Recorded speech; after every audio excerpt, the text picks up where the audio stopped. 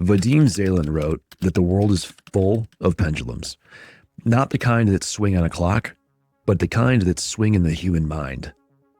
A pendulum is any collective thought structure, an ideology, an institution that feeds on attention. The more people give it energy, through belief, through fear, through conflict, the stronger it swings. And when you step into its rhythm, it doesn't matter if you're resisting it or supporting it. Either way, you're moving with it, feeding it. Zalin wrote that every institution is a pendulum. Governments, religions, sciences, even the skeptics who mock belief in the unknown. Pendulums. All of them. They don't survive on truth, they survive on attention. And so when something enters reality that doesn't fit, something wild, something that resists capture, the pendulum does what it must. It absorbs, it distorts, or it erases.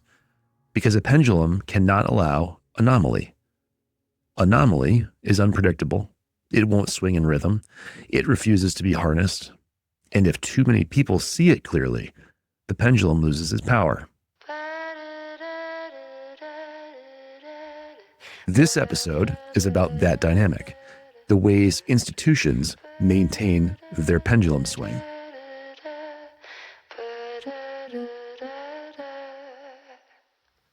The techniques they use to deny, dilute, and repackage truths too dangerous to acknowledge. And the cost, not just to society, but to the individual witness, when reality is rewritten to serve the pendulum instead of the person. Welcome back to the Forest Wild. I'm Charlie. This is episode 8, Institutional Blindness. Every culture decides what it can tolerate. Not in violence, not in politics, but in truth. Some truths are profitable. Some are neutral. And some are too expensive to acknowledge. Those are the ones that get erased. If you've ever wondered why certain stories vanish, why witnesses turn silent, why the record keeps skipping in the same place, this is why. It isn't always a cover-up. Sometimes it's subtler. A system closing ranks around itself. A refusal to pay the price that reality demands. Tonight, we're walking into that refusal.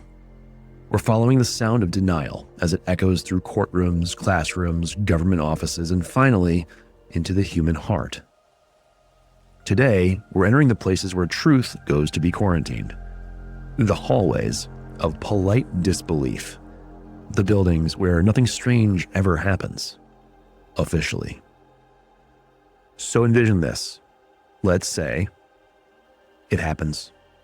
The thing that every disclosure advocate, every Redditor who's been calling for disclosure for the past couple decades, finally, we get the wish granted. There's a full press conference, all right? And at that press conference, there's a official in a black suit, a bunch of people at the podium, a couple people behind them, and they say, hey, we have confirmed that non-human intelligence exists in North American wilderness and remote areas. They display control over environmental perception. They may be capable of consciousness interaction, and they remain uncontained. Cameras are flashing. You're hearing the clicks of the shutters, and there's murmurs.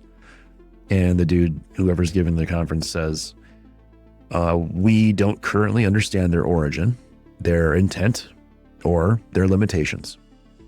So what happens next, assuming this has just been said on national to global TV, what happens after this moment that we've pretty vocally been calling for, what happens next is systematic collapse.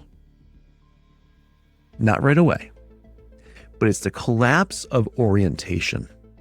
It's the collapse of every fabric of reality that we have all collectively built our lives on. Because our society, every single function it performs, depends on one unspoken foundation. The agreement that reality is stable observable, measurable, and universally agreed upon. Banks, schools, courts, hospitals, all of them depend on a shared map of reality.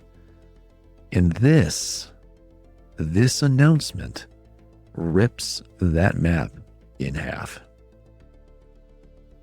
So to start, in the minutes after this announcement, you just see mass confusion.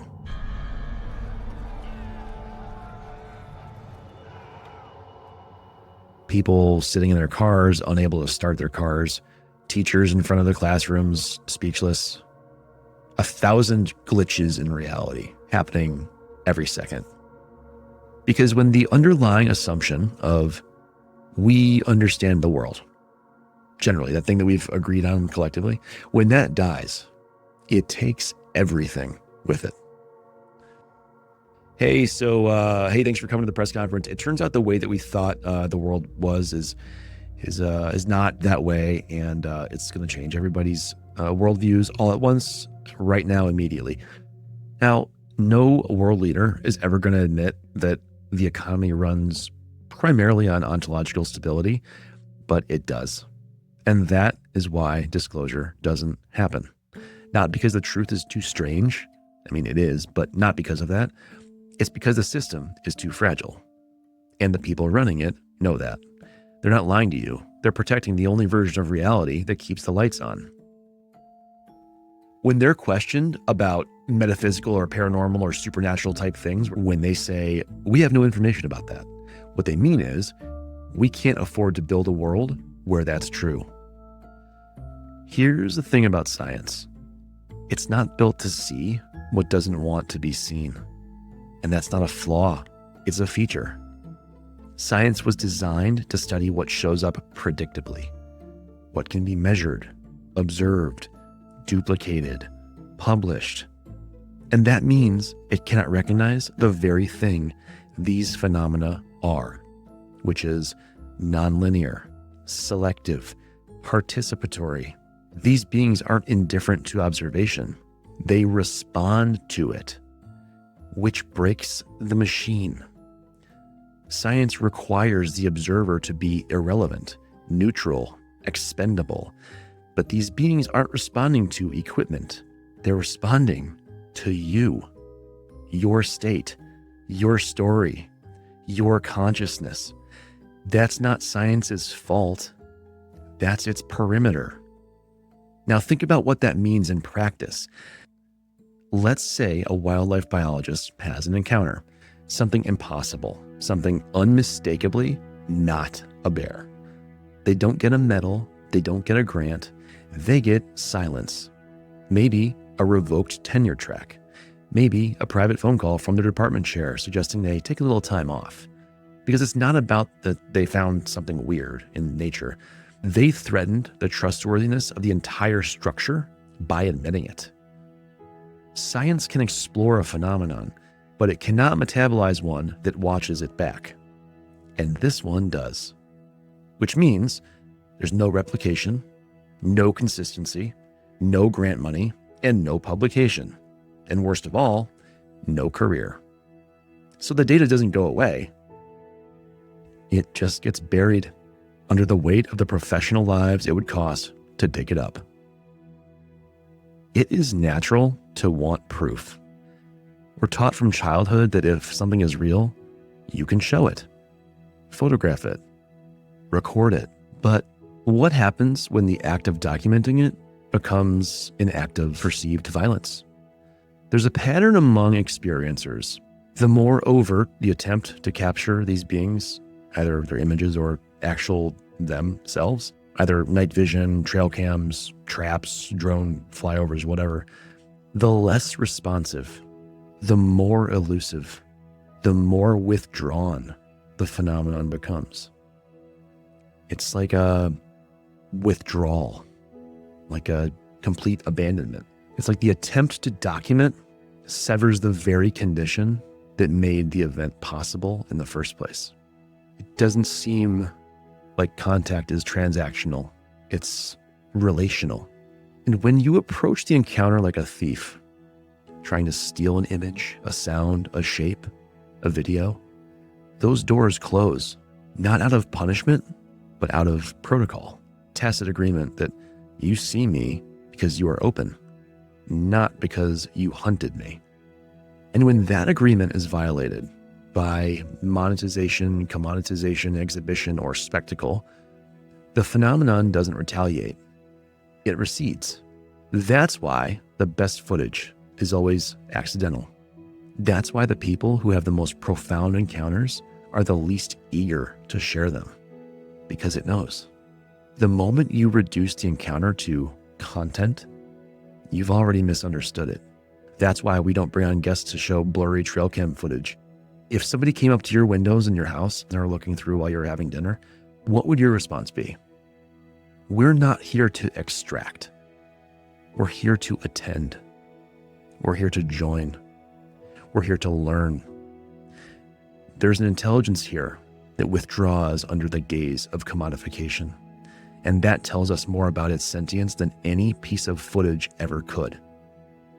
Now, there's a deeper cost to all of this, not a political one, not institutional, but relational. When systems of power can't acknowledge the most sacred thing that's ever happened to you, it doesn't just create frustration, it severs trust. This isn't as much about belief, really, as it is about just abandonment. How many people have tried to share what they saw, what they felt, and what they knew, to be met with laughter, or to be gossiped about condescendingly, or even worse, like many of us, told they were mentally ill?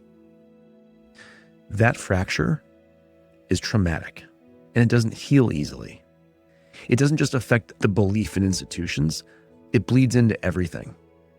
Relationships collapse under the weight of these unresolved witness experiences. Families get cold and turned off. Ostracize family members. Marriages grow quiet. Friendships vanish because an encounter that no one around you can validate, especially one that reorders your whole ontology, is to exist in a kind of relational quarantine. Your worldview was updated, but theirs wasn't. So either you play along, pretend you're the same, or you speak your truth and you risk being marked as changed, different, or off, mentally ill. This paranoia, this worry of which course of action to take, is a natural consequence of living in a culture where sanctioned reality is enforced through ridicule. I don't think our society is like this because people are inherently mean, as much as I think it is this way because people have been conditioned to reject what's not modeled for them. And since institutions model denial, relational denial becomes normalized as we grow. This dynamic extends way beyond any idea of Sasquatch people. It applies to any experience that breaks consensus. Near-death experiences, contact phenomena, UAPs, unexplained healing, quantum entanglement between twins, ancestral memory. If it isn't modeled by science, broadcast on the news, or validated by authority, it's treated as fantasy. And so we become strangers to one another because we've been trained not to recognize each other's frequency unless it comes with credentials. Whose credentials those are? Well, it's up for debate, right? The cost of this is enormous. Not just in the realm of mystery, but in the realm of love. We're watching each other go numb rather than risk resonance. And that is the real alienation. Let's look at the system through its own eyes. Not the forests, not the experiencers, but the institutions. If you're tasked with managing a national narrative, right? A worldview distributed across 330 plus some odd million minds, certain constraints begin to shape your behavior, namely containment at all costs. The American public doesn't need to be controlled. They only need to be convinced that someone else is in control. That belief that events are explainable, that threats are classifiable, and that all questions are answerable keeps the societal nervous system from frying. So when an anomaly appears, say, especially one with implications for territory, biology, physics, or human origin, it cannot be allowed to enter the bloodstream of consensus reality, because consensus is brittle and anomaly is contagious. The institutional response, then, is not chaos, it's management. You don't suppress the anomaly directly. You suppress the frame through which the anomaly might be interpreted. That means flooding the field with low-quality noise, promoting unserious personalities, mixing genuine experiencers with hoaxers, provocateurs, and attention addicts, until the public can no longer discern signal from parody. This tactic reflects cognitive dilution, intentional obfuscation through oversaturation of low-quality signal, and it works. Most people don't disbelieve in Sasquatch because they've examined the evidence and have rejected it. They disbelieve because the subject itself has been marked as unserious. Laughter is a weapon, and ridicule is cheaper than a cover-up. This logic permeates every level of institutional response. Ask a park ranger off-duty, off-record. Ask a military contractor about sensor anomalies in wooded test ranges. Ask a Department of Interior staffer about internal wildlife event logs. They'll all show signs of the same thing: an invisible boundary between what they've witnessed and what they're allowed to describe with language. This gap is not personal, it's structural. Because the minute you describe the phenomenon in terms of sentience, agency, or, God forbid, non-human intelligence, you leave the domain of ecology and enter metaphysics. And institutions do not engage metaphysics. They engage maintenance. That's what a system is for, to preserve its own internal logic regardless of what's happening outside of it. And when the outside world presents evidence that contradicts the operating assumptions of the system, the evidence is not debated. It is reclassified, dismissed as misinterpretation or psychological stress or prank or hoax, or now AI. The objective is not to refute the event. The objective is to deny its official standing, to prevent the filing of that one document that might require a shift in protocol, funding, jurisdiction, or theory. Because if one case is accepted, then the precedent exists. And if the precedent exists, then the boundary between the explainable and the forbidden is blurred. And then when that boundary blurs, control softens. That is what institutions fear, not the beings themselves. The dissolution of authority that would follow from admitting they don't know what's walking in the woods. So what do? They issue guidelines for dealing with bears. They fund awareness campaigns about coyotes. They throw up signs warning of mountain lions. And when something happens that doesn't fit, say, they'll send a guy in with a clipboard. He'll be kind, patient, sympathetic, but he won't escalate the file. Not because you're wrong, but because you saw the truth that would rupture the framework that signs his paycheck. And the job of that framework isn't to find out what's real. It's to keep reality manageable. Every institution has a dialect, a way of speaking that signals its legitimacy or authority or its sanction. You know the tone. It's the way meteorologists say weather event instead of tornado. It's the way defense briefings refer to kinetic activity instead of missile strike. The way that bureaucrats and warlords turn deaths into unfortunate outcomes. It's language as insulation. It doesn't just describe the world, it decides which part of it are admissible. This is true in government, in science, and it's absolutely true in the ecosystem of sanctioned wilderness management, national parks, forestry departments, and wildlife agencies. These systems depend not only on rules and budgets and chains of command, but on linguistic boundaries. If there's no word for it, there's no funding line. If there's no protocol for it, there's no form to submit. And if there's no form to submit, then it didn't happen. So what happens when something shows up that doesn't fit the language? Well, that's simple. The language adapts around it. Ask any park ranger who's worked more than 10 years. There are codes. Unusual wildlife behavior. Transient subject, unverified. Echo anomaly. Each one sounds innocuous, right? But each one of them is a linguistic cul-de-sac, a place where actual true encounter, the ones we're talking about, go to expire. Because not once has anybody ever, or will anybody ever write, witness reported upright bipedal, 7-foot-tall hominid with hair covering its whole body, and it was vocalizing in a patterned cadence. No. Even if that's what happened, what's going to be written is an unidentified auditory event, no visual confirmation, area monitored, end of report. And what this is it's sort of a layer of bureaucratic safety, and it achieves that from narrative containment, basically. When I was a police officer, a lot of times when the unexplained happened, we were accountable for every call we went on. And so the chief or the other higher ups, usually the chief didn't do this, but the higher ups would look at the calls that came in, and they look at every one of them, and they look at how the call was finished out, and that's what's called a disposition. And it's the officer's word of just a quick couple sentences of what happened.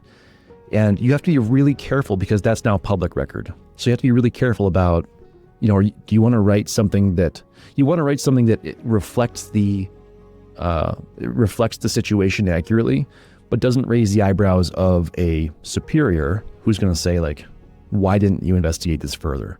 And so the language itself, the language we use, becomes a lock. So this is kind of a form of censorship or selective expressibility. It's a dismemberment of reality through controlled vocabulary, in essence. Every time a report is filed using passive, vague, or denatured phrasing, the event gets reabsorbed into the matrix of plausibility. It's as if it didn't happen, at least on paper. And then the system continues. And the being doesn't go away, the witness doesn't forget, but the record forgets. The archive forgets. The institutional memory resets. And then it happens again. Another report, another language failure, another anomaly dressed in khakis and archived like a lost hiker. And no one says anything, because there's no sanctioned way to say it. If you want to find the truth, don't just look at the reports that were written about it. Look at the words that were not allowed. Look at what terms were missing. Look what verbs were softened. Look what nouns were replaced with euphemisms. That is where the story is. It's in the linguistic negative space, the outline of the encounter that had to be redacted before it could be ignored. That is how public reality is maintained, not with fences, but with phrasing. And if you think that's just an accident of bureaucracy, look closer in the next section, because sometimes language doesn't just erase the event, it replaces it with something even more manageable than silence. Suppression isn't always silence. Sometimes it's noise. More specifically, official noise, designed not to inform, but to explain away. Because total silence invites inquiry. But a plausible story, that's closure. And closure kills curiosity. So when something truly anomalous happens, something that doesn't fit species classification, behavioral charts, migratory data, or any other tidy framework, they don't just redact the event, but they replace it. If you ask around, you'll hear it again and again. We were told to attribute it to a bear. They said it was likely a misidentified person in a ghillie suit. Or the official line we were told was that it was hoaxers, pranksters. Never mind that the tracks didn't match any known animals. Never mind that the movement patterns were coordinated, intelligent, evasive. Never mind that the witnesses were trained observers, hunters, rangers, veterans, police officers, people with absolutely no interest in fantasy. The narrative arrives anyway, prepackaged, sanctioned, and suddenly the forest has been translated into some fairy tale narrative like a TV show. Now, this is strategic. It gives the public a version of the phenomenon, something that's loud and ridiculous, but market tested nonetheless. It's something that the officials can point to and say, oh yeah, Bigfoot, that nonsense show my uncle watches. The story doesn't disappear, but it gets quarantined because of how ridiculous it sounds. It's placed behind irony and laughter and absurdity.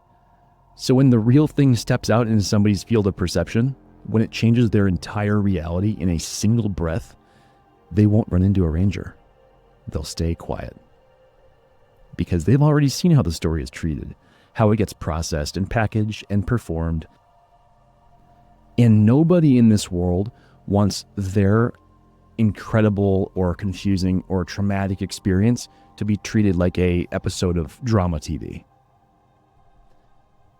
Narrative replacement, this thing that we're talking about, it's more efficient than denial because it doesn't resist the truth. It swallows it up, and then it regurgitates it in some form that's easily dismissed, like a blurry photo on a mug in a toy shop. It's a throwaway line on a sitcom. And just like that, the event's no longer sacred. It's a punchline. The forest becomes content. The witness doesn't get to testify. They become a character. And this being, the intelligence of it, it becomes a mascot. This isn't new. Every empire that's encountered something it couldn't control has done the same thing and turned it into a story. And it gets stripped of its electric charge and filed under folklore, legend, or local myth. And pretty soon, the event is just paved over. But the land remembers, and so do the ones who don't tell their stories, the ones who felt what was there and chose to protect it by saying nothing. Because they knew what would happen if they said too much. Not censorship. Performance. An entire theater industry built to domesticate the unknown. That's where we are now. We live in a society that doesn't deny the truth, it simulates it. And in doing so, it makes the real thing impossible to recognize. Because we've already seen the costume. We've already heard the punchline. We've already memorized the parody TV sitcom. So when the real thing arrives, we walk right by it. We think it's part of the show. Let's talk about what this does to a human. The internal split that this creates, this denial. When somebody sees something they were told previously can't exist, something vast and embodied and intelligent and unmistakably real, two things happen immediately. First, awe. Then, fracture. The moment of an encounter isn't just a mythical opening, it's a cultural exile. At the same time, you cross a threshold because no one believes that door into the unknown actually exists. The experiencer returns home with a truth way too large for the world they left behind. And because they can't integrate it into consensus reality, the one we've talked about, that experiencer begins to split. Not in personality, but in narrative. They have this public self, which is calibrated to societal, cultural expectations, and then they have a private self, which is carrying this unbearable clarity of what they saw, of what happened. And they know it happened. But also, they know what happens to people who say so. They've seen the way they're treated, the slow character erosion, the friends stop returning calls, the spouse grows silent, the employer quietly lets them go over time, not because they lied, but because they did not. This kind of exile is not marked with prison or punishment. It's marked with loneliness. A slow, eroding loneliness that reshapes every conversation. You no longer live in the same reality as the people you love, because the universe showed itself to you. The one we all live in. The one whose truth is our birthright. And nobody else was there to see it. So now what? You carry that knowing, with no container, with no ritual to honor how sacred it was, no priesthood to receive it, just silence. People who used to be your friends, used to support you, now just kind of whisper on social media about you.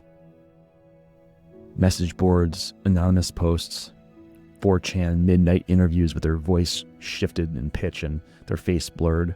That is what this sacred experience gets. Now multiply that by 1,000, 10,000, 100,000. People who have seen something.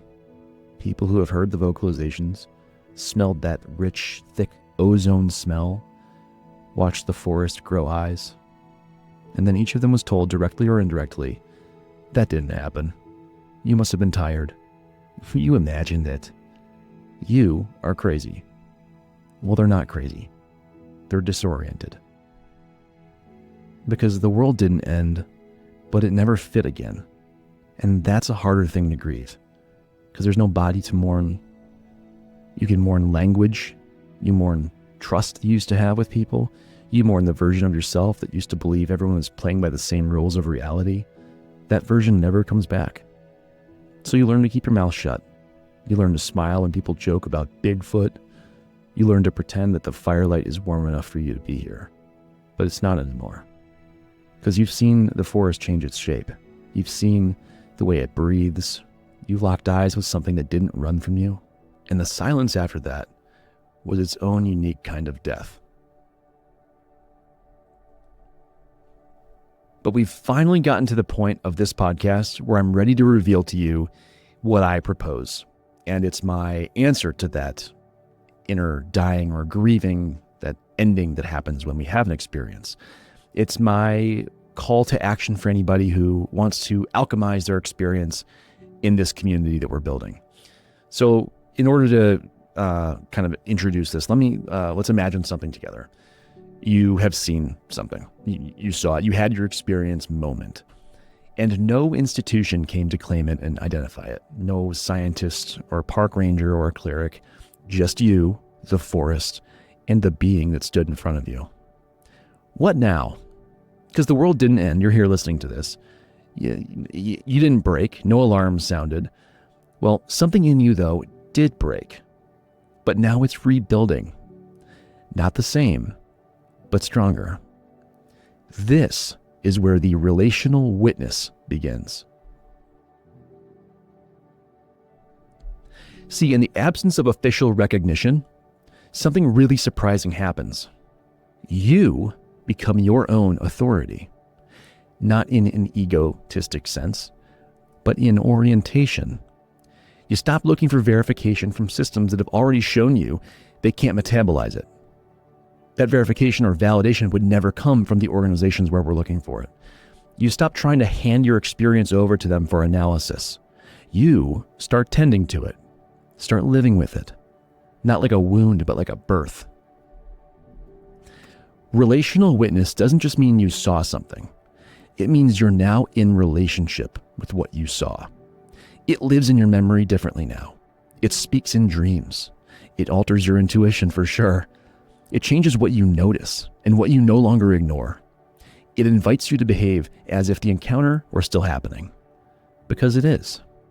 Just not in the physical, maybe. And maybe that's what the institutions never accounted for. They prepared for data leaks. They prepared for public hysteria. They prepared for ridicule and denial and mockery. But they did not prepare for centered, conscious relationship. For people who didn't need to prove anything. Who weren't chasing footage. They didn't prepare for people who weren't interested in clout or clicks or gotcha moments on Reddit. People who were changed. Quietly. Permanently. Who walked away from the event, not screaming, not selling, not evangelizing, but listening, respecting, and the most dangerous of all, not forgetting. Relational witnessing isn't something you can certify. There's no degree, no badge, no field guide. It doesn't make you important, but it makes you available. It makes you curious. It makes you available to carry something ancient, unspoken, and deeply, deeply wild. These things are your birthright. Not for profit, not for proof, but for the continuity of your soul's evolution. Because someone has to remember in the right tone. Without distortion, without noise, without spectacle, someone has to carry the presence of what happened. Not just what color its hair was. That's what a relational witness does. And you know who you are. You felt the charge.